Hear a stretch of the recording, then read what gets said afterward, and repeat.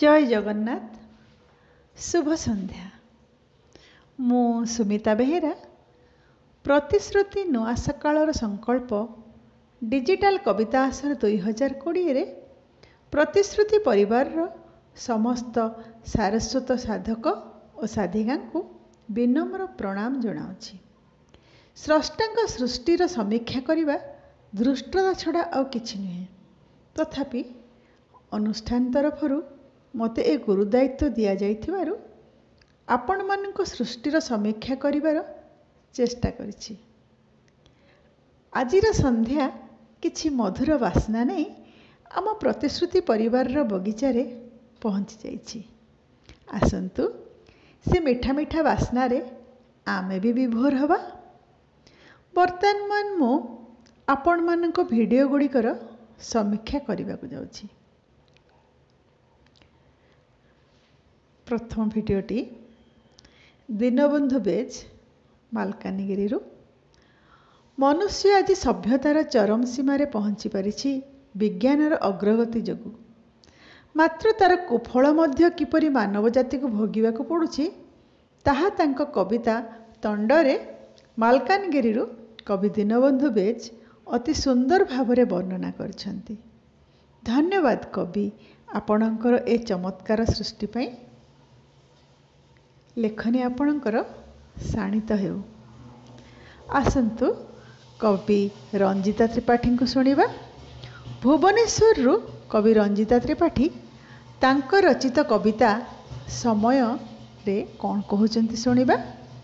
सबु समयर खेल परिस्थिति अनुकूल हेउ बा प्रतिकूल समय केबे पछकु फेरी चाहेना, से तो ता बाटर चालू थाए। कवि तांको कवितारे समयर गतिशीलता विषय स्पष्ट उल्लेख करिसेंती। आसंतु सुनिबा कटकरू कवि आशुतोष प्रसाद मल्लिक श्रृंगार और करुण रसरे भरा छल छल कविताटीए काहींकी केजाणी। कविंकर असुमारी प्रश्नर उत्तर रे तांको प्रियतमा उपहार दियंती केवल हस मुठे। शब्द रूपायनर नियारा वासना तांको कविता को अधिक सुरभित करि पारिछि। धन्यवाद कवि आपणक सारस्वत यात्रा मधुमय हो। बलांगीर कवि रत्नमय त्रिपाठींकर कविता कौन भावुछ मते एक भक्ति रसरे सिक्त कविताटीए। प्रेम एवं भक्ति एक और अभिन्न। कविंक कवितारे भक्त भगवान को नुहे भगवान भक्त को प्रश्न करिसेंती। एथिरु गोटिए पंक्ति सुनिले संपूर्ण कविताटी हृदयंगम करिहेबो। आसन सुनिबा से कौन कहउचंती। आलुओ और अंधकारर लुचकाली भितरे तुमे करिथिबा पाप सबु मो देहरे धोई देई मते मान्यता देव पतित पावनर। चमत्कार शब्द सज्जा। धन्यवाद कवि। भुवनेश्वर कवि निरुपमाकर एक अत्यंत संवेदनशील कविता अथच रे भावप्रवण होई कहती मर्यादार लक्ष्मण रेखा टपिबा जोगु मनुष्य सभ्यता आज ध्वंसाभिमुखी होई पड़िछि। पृथ्वी मातार दुख को अंगे अंगे अनुभव करी से कहती अहंग्र अट्टालिका आज धराशायी। सुंदर कविताटी पाई अशेष धन्यवाद। तुमे एक फूल आशार पाखुड़ा स्मृति तुम मधुबास अनंत भिक्षुक सहथाल तुमे लुह भीतर रहस। ना ना एकथा मु नुहे एकथा कहती बलांगीर शब्दर जादूगर कवि ख्यातिमय त्रिपाठी। विरहर अपूर्व मधुर स्वरझंकार तोलिछंती तांको कवितारे। मनछुआ कविताटी पाई ढेर सारा शुभेच्छा आपको। श्रीक्षेत्रपुरी कवि दयानिधि त्रिपाठी तांको कविता तथापि अव्यक्त रे जीवनर निगूढ़ तत्व को नहीं एक सारगर्भक रचनाटीए करिछंती। से कहती भारी अड़ुआ ए संसार मोह केते अछिंडा ए संसार मोह भारी अबुझा ए संसार मोह केते अलाजुक ए संसार मोह। तांको विचार रे अव्यक्त को व्यक्त करिवार समय न आसिबा जाए ताहा अव्यक्त रहिबा उचित। धन्यवाद महोदय ए सुंदर रचना पाई। सुरटरू कवि लक्ष्मीप्रिया ओझांकर 60 बसंत कवितारे जीवन दर्शन को अति सरल सावलील भाव में वर्णना करछंती। हातरे किछिटा ट्रफी अच्छी सत, किंतु तापाई हरेइछि 60 बसंत। एहा तांको रचित एक मार्मिक पंक्ति। भुवनेश्वर कवि शुभव्रत महापात्र पवित्र तुलसींकर महात्म्य अति विशद भाव में तांको कवितारे वर्णना करछंती। एते कम बयसरू तांको भक्तिभाव देखिले लागे आगामी युगपीढ़ी सठिक मार्ग रे जाउछंती। धन्यवाद। अनन्य भक्ति अर्घ्य बाढ़ी देइछंती प्रभुंक पୟରେ भुवनेश्वररू कवि अनिता राय। आउ थरे करुणामयंक निकटरे समाजर मंगल पई गुहारी करिवार आह्वान देइछंती। एहीपरि अहरह तांक लेखनीरु झरुथाउ शब्दर पीयूष। धन्यवाद कवि।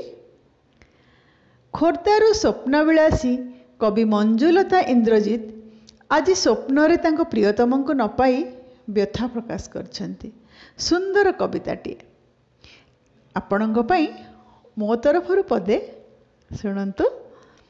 तुम पाई जदि निदहरा आजी भिजा भिजा मोर पलक, तुम पाई पुणी अयुत सपन तुमे अंधकारे आलोक। धन्यवाद। आदर्श गृहटीए जे वैकुंठ समान एवं सेठारे प्रभु निजे विजे करती, पुरीरू कवि सुशील पाणीଙ୍କ भावनारे तांको रचना एपरी भक्तिभाव अति स्पष्ट भाव में देखा जाए। सुंदर रचनाटी पई आपनको अशेष अशेष धन्यवाद। जहाको मनीष प्राण दे भल पाए ताठारो ही तो अधिक आघात पाए। एक कथा भुवनेश्वर कवि जयश्री पट्टनायक तांको रचित कविता बोकी झियोरे अति सुंदर शब्दावली रे सजेई आमको परसी देइछंती। आपणक पई मो तरफरु मध्य पदे अछि सुनिबा। प्रेमर नियारे जळेइला परे प्रतारणा कौन जरूरी थिला? अवशेष जदि खोजिब केबे भी पाउंस मुठाए कि अधिक हैला। धन्यवाद कवि। तमे रुषि गले तुटी जाए हजार आखिर सपन, उजुड़ी जाए हजार मनर कदम्ब वन। एक कथा मध्य मु कहिनी, कहउछंती कवि प्रमिलापति कटकरू। आद्य बसंतर प्रथम चिठी जेपरी हृदयर अति निकटरे थाए, ठीक सेहीपरि वर्षा मध्य कविंकर एकांत आपणार। सुंदर सृष्टिटी पाई धन्यवाद आपनको। नदी प्रकृतिर श्रेष्ठ दान आम समस्तंक पाई। अपूर्व शब्दावली रे सुंदर मालाटीए गुंथि प्रतिश्रुति को भेटी देइछंती भुवनेश्वर कवि सस्मिता महापात्र तांको कविता नदी रे। कविताटीर स्रोत ठीक नदी परी कलकल होई मधुर गीतटीए गाई सते कि बोही जाइछि। धन्यवाद कवि आपणकर सृष्टि पाई। शेषरे मोर कविताटीए आपण मानकु सुणैबार इच्छा रखिछि। आसंतु शुणिबा मोर कविता धराबी। मु धराबी। चढ़ेईक किचिर मिचिर पूर्वरु मो निद भांगे। महानगर घुमेई पड़िबा पूर्वरु शांति रे मो कोଳରେ विश्राम नियंती मो संतान माने। आज हाहाकार खेली जाइछि मो नामरे पूरा देश रे। आहा चूचू करी किछि निजर कर्तव्य सारी देइछंती। मो पई मीडियार टीआरपी एबे आकाश रे उड़ुछि। सेमाने कोन केबे विदेश जाई नथिले? सेमाने तो केबे विदेश जाई नथिले। केवल बस्ती उपरे उड़ाजाहाज को उड़ीबार देखि खुशी हेबा जानिथिले। पेट पाई तो एते नाट। विदेश फेरंता बाबू बाबुआणी घरे पाइटी न कले, तांको घरठू आरंभ करी बाथरूम सफा न कले, तांको बासन न माजिले, झाड़ू पोछा न कले, खाइबे कौन? बंचिबे केमिति? एतिकी तो कथा। तेबे तेबे सेमाने आज कोरोना संक्रमित। 7 लाख संतान मोर आतंकित विचलित। हेले कहा पाई आज से माने मृत्यु को आलिंगन करने को बाध्य होउचंती? कहा पाई? कहा पाई? धन्यवाद। प्रभु जगन्नाथ आपण समस्तंकर मंगल करंतु, आपण को भलरे रखंतु, खुशी रे रखंतु।